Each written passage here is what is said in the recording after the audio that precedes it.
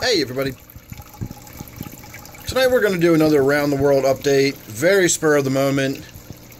I just got in this evening and I'm going to be running back out in about a half an hour, so I've got just about enough time to go around the room here and give everybody a look at what's been going on.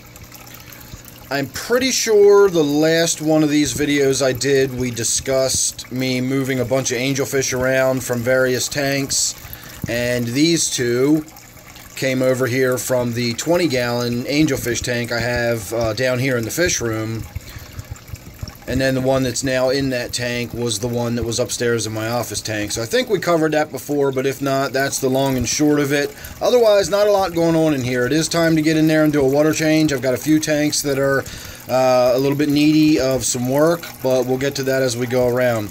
So we're going to try to make this one fairly quick. There's your look at the 29 miscellaneous. I've got so much stuff in the way, it's going to be really difficult to get any kind of good angle on some of these tanks, so you're just going to have to make do with my crooked angle here on my 55-gallon Gourami tank. So that's the whole tank. This right here is just a potted plant that is in the way. Let me gently move that, because right behind that is my striped Raphael. So he's been coming out a lot more lately and spending time in this cave rather than where he used to stay down at the other end of the tank. I'm really surprised with me standing right here and talking has not got him spooked and swimming around hiding. Normally when I come in here and move around, he doesn't stay there too terribly long, but tonight he is. So he's getting big and fat.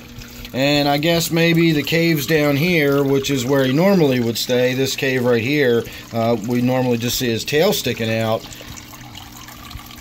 So you can kind of see how that's an awful lot of fish to be crammed in there. He's almost tadpole shaped when you can look straight down on him. He's a fat little bugger. So we got that going on. I have no longer seen my other pearl gourami, so I'm assuming this one bullied the other one. I believe it was two males and not a male and a female.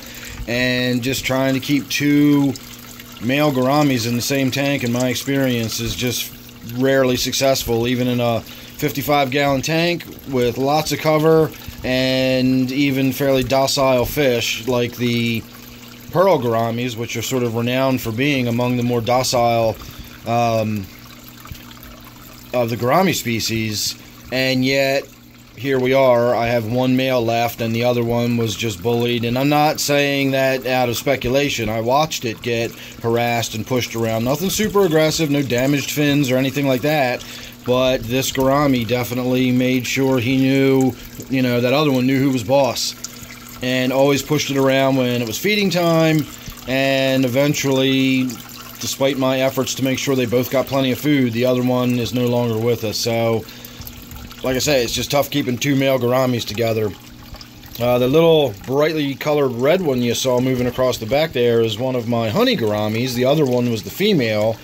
Not much color, but because of her, being in there with him, he is just loaded with color. He is so bright and beautiful. I love him. And then, of course, that one right there is my little chocolate gourami who's getting big and fat.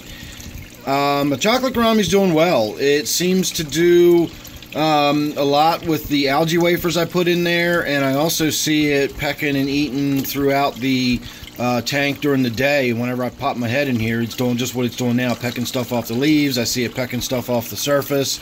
I have those little bugs in this tank called springtails, I want to say. They're either springbacks or springtails. I think they're springtails. Tiny, tiny, tiny little bugs, and they're not uncommon in tanks with a lot of plants in them, especially if any, plants have come from outside or anything like that. It's fairly easy to contaminate a tank with these little bugs. But fish like gourami and guppies and whatnot will actually use them as a food source. So my little chocolate gourami in there is doing quite well. The last thing I'll point out in this tank is how filthy and gross the green cyanobacteria is starting to get, or whatever that stuff is. I don't know. It's probably a witch's brew of all kinds of stuff growing in there. But I scraped a bunch of it off of the spray bar. You can see stuff coming from inside the spray bar. The next time I get in here, I really need to just pull that whole spray bar assembly off and clean it from the inside out. no doubt the water flow is being, you know, severely restricted when you can see that much. I don't even know what that is. I mean, it almost looks like roots coming out of there. So if those are roots, I don't know where the actual base plant is and how the roots are actually coming out of my spray bar there. So that'll be interesting to find out what that's like when I pull that apart. So I will make sure I do that on a day when I'm in a mood to strap on the old head cam, and we'll do a video of what the inside of all that stuff looks like. So there's your final look at my striped Raphael. There's a good look at my little chocolate gourami with some light on it now. You get a good look at, oh, there's a good look at his profile so you can see how thick he is. Very happy with my little chocolate gourami. He's doing very well, nice and fat. So moving on. My Tbar tank is doing okay. I've actually got room to stand out in the middle of the room for once, and we'll see what I'm talking about at the end of this video when I show you what's left of where the waterfall and everything used to be, but we'll get to that. Let's not get ahead of ourselves. The only thing I've really got going on in this tank is what's going on with my Tbar, and I think that is hole in the head disease. I noticed a while ago there was some little marks on its face, and at first I was thinking that maybe it was hole in the head disease. Then I kind of convinced myself it was just a physical injury from banging into something. But over time I have come to realize, especially due to the suggestion of one of my viewers, I looked into it a little more thoroughly, and I do now believe that my Tbar back there does have hole in the head disease. I'm hoping it'll come out and make an appearance and we can have a look at it. The little holes seem to sort of come and go. The ones that you saw last time, if you watched my last video on this fish, those are gone. But there's others now higher up on the nostril hump. I will also say that another one of my viewers suggested that while I was saying that this is probably a female, they said that it was definitely a male because of the nostril hump and the colors and everything. So I looked them up, and I looked at some images of some pairs of males and females together. And I guess what I was doing when I was thinking of nostril hump, I was thinking of something like a flower horn that has a radical, you know, it looks like it's got a camel's hump on its forehead. Whereas when I look at my Tbar back there, and trust me, he is back there. That little flick you saw, that was my synodontis, but that's my Tbar hiding back there. Not a very outgoing fish. But when I looked at the images of that, I noticed the female has a downright sort of slanted, sloping forehead. So just the fact that this fish has sort of a squared off forehead, that is the nostril hump on this fish. You know, it's not nearly as pronounced as something like a flower horn, but compared to the female, it is very much definitely the nostril hump on this one, indicating that it's a male, and it's backed up just a little bit. Maybe we can actually see its forehead a little bit back there, but not really. Well, that gives you a little bit. There we go. Now we're getting to see a little bit of a look. You can see those bright colored spots on the forehead, and you can also see what I'm talking about with it being sort of squared off like that. So I guess that's about all we're going to get a look at that. I did have some snails breeding in this tank a while ago. I did find some eggs just above the water surface, but they were all dry, and when I bumped them, they just fell right off the glass, so they were clearly not viable eggs, and that's all I've seen since then. I did do a water change on this tank again the other day too, and I got in there and I gravel vacked a lot of the fish poop out. You can see how much is already in there. I think it's been 2 days, maybe 3, but I think it's only been 2 days. So there's not a lot in there, relatively speaking, but I have a big Pleco in this tank, and they are just poop machines. Here comes my Tbar. So you can see that row of dots on its forehead. It's definitely in a line. It's very symmetrical, and the way the hole in the head disease works, it affects the pores on the fish. So the pores, you know, the biology of the animal is going to be pretty symmetrical. So when you see those little symmetrical holes like that across the forehead, I really seriously doubt it bumped into something that left that kind of line across its forehead. So that definitely to me looks like hole in the head disease. But the other ones have cleared up. These are much smaller.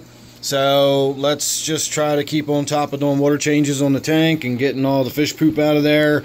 You know, keep it on top of a good, well-rounded diet, lots of vitamins, all that good stuff, and we'll see what happens, you know.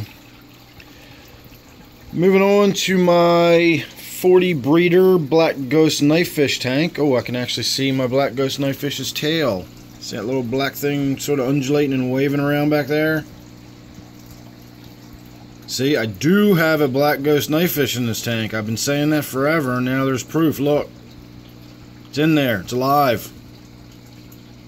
And that is my new lonely little dwarf neon rainbow fish. I'm so in love with this fish. It's so fun and active. I normally don't like really active fish, but this one's not frantically active. It's just active. I've had other fish like danios, for example. I can't stand danios. Those to me are just they're frantic. They drive me insane when I watch danios just zooming around constantly. They never stop. This fish doesn't act like that. It's just a very active fish, and I'm okay with that. And its colors are just amazing. I can't wait until I can afford to get a small school of them. I want to get at least 6 or 8 of them going on in here, because it is a 40-gallon tank, and they stay pretty small.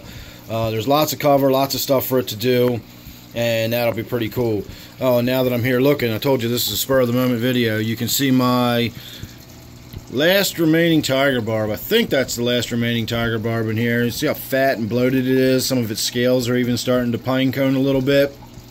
So the last one I found in here that was dead looked very much like that, except it was floating. So I would imagine in another day or two I'm probably going to find this one floating. Now that I saw it at an angle a little bit, you can see its eyes are bugged out of its head a little bit.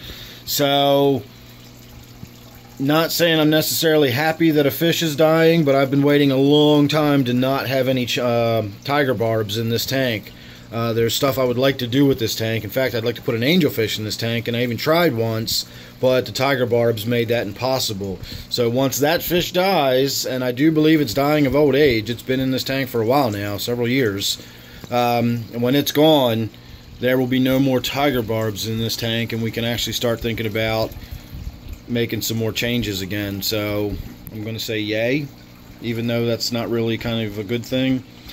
Anyway, moving on. In fact, now that I'm looking at that fish, I might try to get in there tonight if it's not too difficult and get it out of there and go ahead and euthanize it, because it's clearly not going to be with us very much longer. Its eyes are all milky and covered, so that's definitely a dead fish swimming. So this is my 125-gallon native tank. You can see I've got a fairly sizable Pleco in this tank too. Same species as the one in the tank we were just looking at a few minutes ago. I do believe that is the sailfin Pleco, but it was purchased as the high-fin spotted Pleco from PetSmart.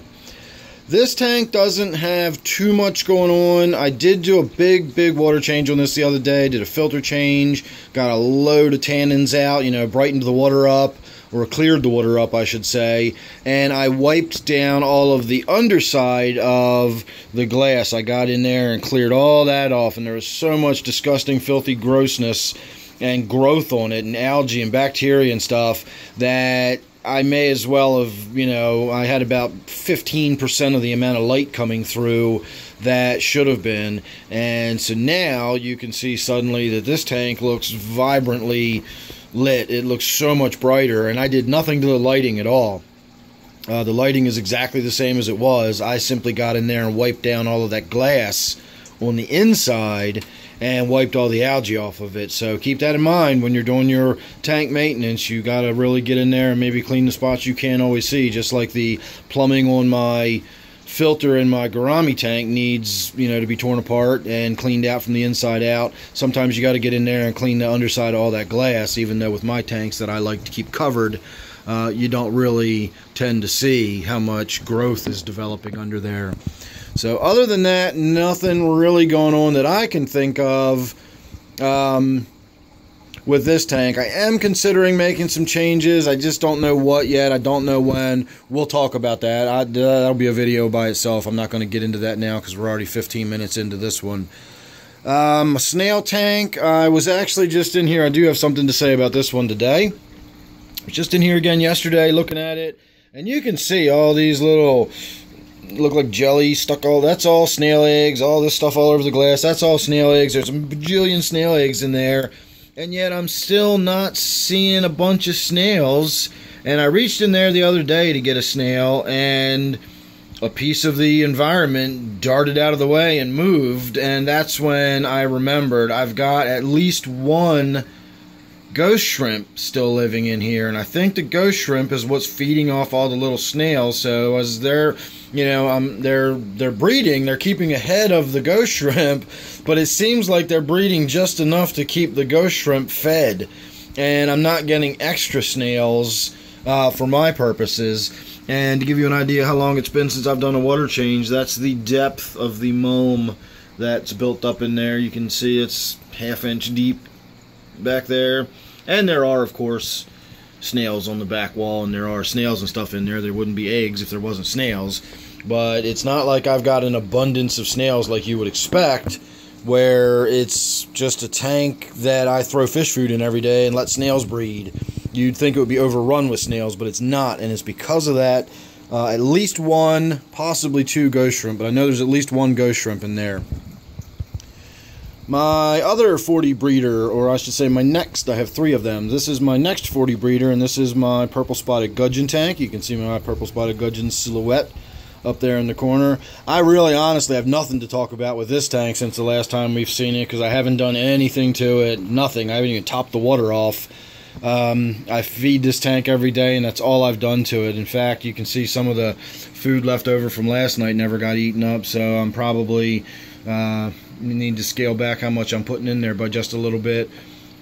Judging by the cleanliness of the tank and the greenness of the plants, I'm going to say that the rubber lip Pleco I have in there is still alive and well, but I honestly couldn't tell you the last time I've seen it. It's been a long time since I've seen that little rubber lip Pleco. I do have that little South American bumblebee catfish that lives in here. There's like a little sort of cave he's dug out. I have seen that recently, so I know that's still alive, but that's pretty much it. So we'll do some video of this. I don't know how popular my uninterrupted water change videos are, where I just set up the camera and have at it.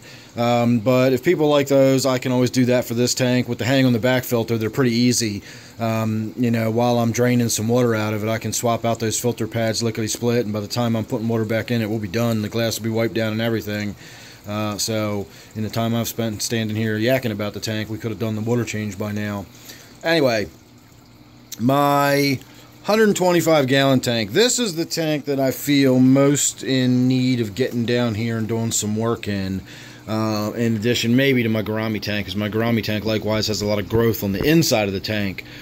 So if you'll look, in addition to the green all over the glass, I got PVC pipe all over the floor, so bear with me here.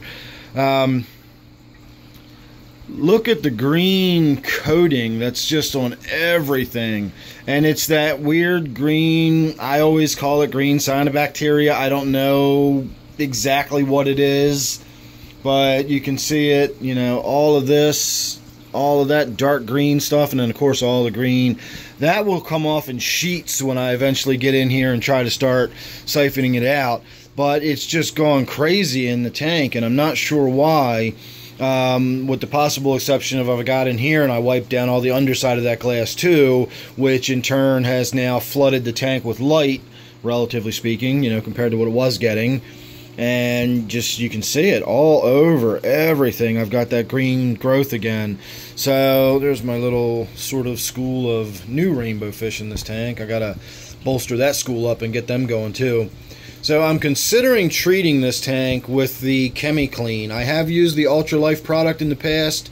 Ultralife works well, but I think the ChemiClean works better.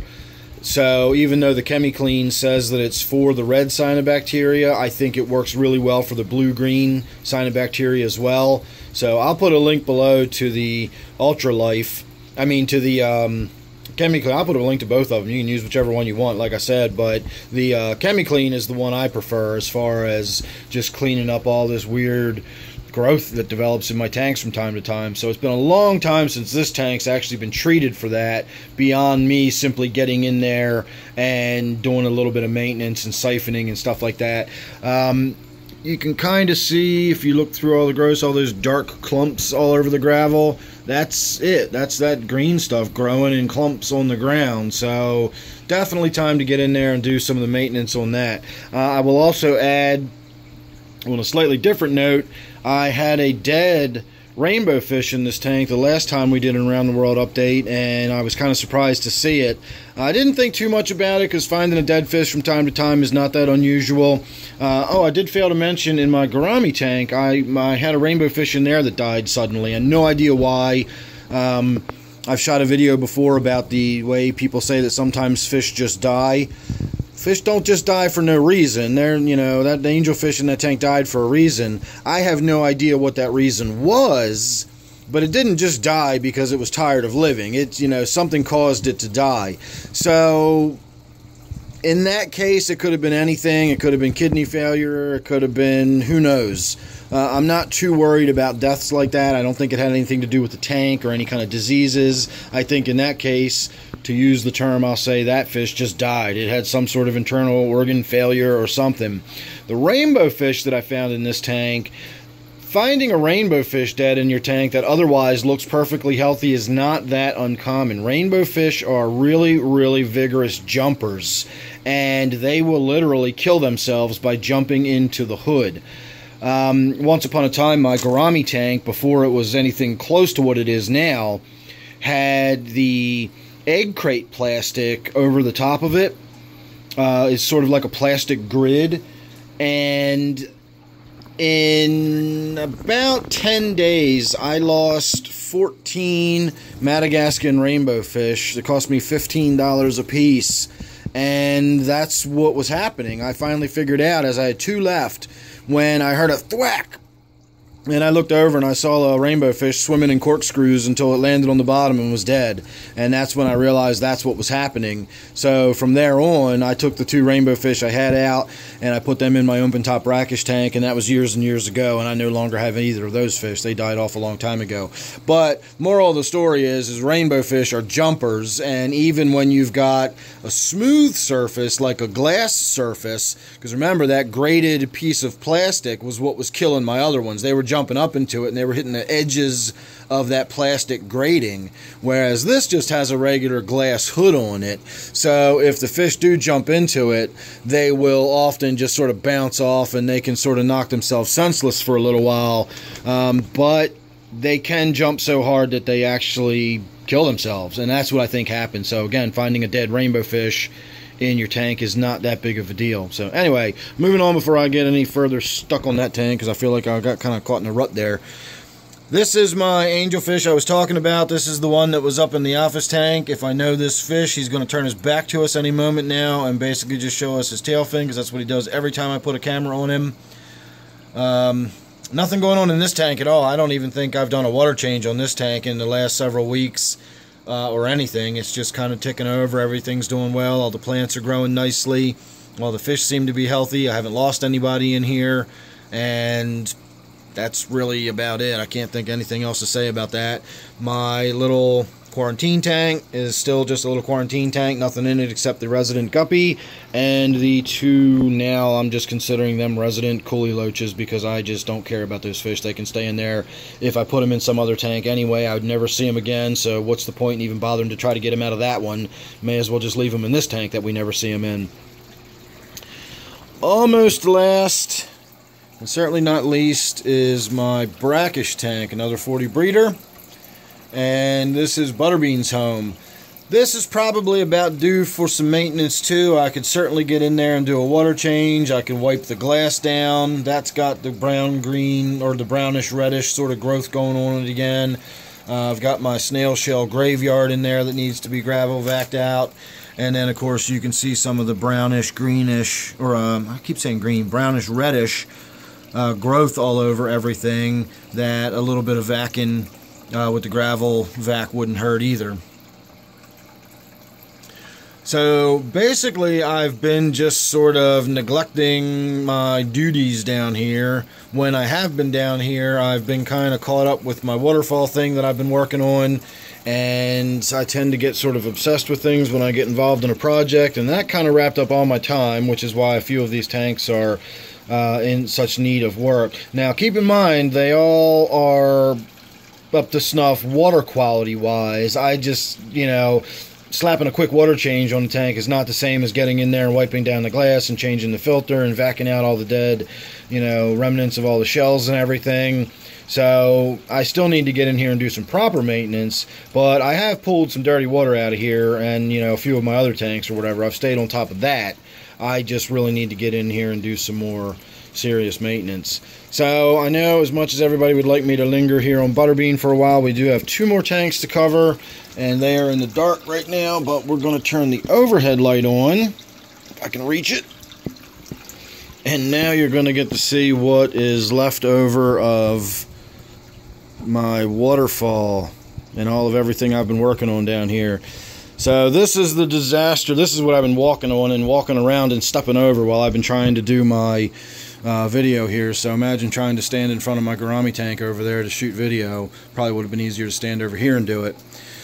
So my red-clawed crab tank, which is this one here, still has water moving. I know it's hard to tell, but it does trickle down there. I'm not getting sand or anything caught up in that pump, but that pump moves so little water to begin with. Within a couple of days of me pulling it out of there and sort of cleaning it off, I get reasonable, vigorous, at least compared to this, water flow. And then it just sort of starts getting clogged up again, and we get back to this barely moving. Now, it is enough, for the shallow water in there. My little Endler's guppies, I don't know if you can see them or not, but they're still in there swimming around, and they're doing fine. I know the crab is in there. He's dug himself a little cave underneath one of the rocks down here. I have seen him come out, but I don't see it like I see my fish normally. So this really hasn't changed a whole lot. And of course, now we're looking at the back of the tank, and here's a look at how I've got the pump laid in there and up and around. And I'm being told my battery is running low, so it's about time we be wrapping this video up anyway. Oh, good grief, I didn't realize we were 27 minutes into this video. So the long and short of it is I've still got a bunch of stuff to do to get the room straightened back up. I'm kind of back into in-between mode. I haven't figured out exactly how I'm going to work this tank out, but I will say I have decided definitively that whatever I wind up doing with this big pump that's going to give me a waterfall-ish something or other, it's going to be something that involves a lot of water flow, whether it's a waterfall or a stream-like environment or something, I don't know. But it's going to involve crayfish. I've decided that instead of doing crayfish in my native tank, I really like crayfish. I know a lot of my viewers really like crayfish. I've got this tank here. I've got the 20 long back there. That's the tank that this is all going to be supposed to go into, is this one. That was the one where I've got the front of it. The rim is taken off the front of that one. So we're going to have crayfish soon, and I got to do that before the weather changes, because we're starting to get into cold weather, and pretty soon the crayfish are going to be going into hibernation. So look forward to some outdoors videos, catching some crayfish and stuff like that coming up. So on that note, make sure you're subscribed, that way you won't miss anything. I'm going to say thanks for watching. Don't forget, that is my 29-gallon miscellaneous tank, and I will see you real soon on the next one.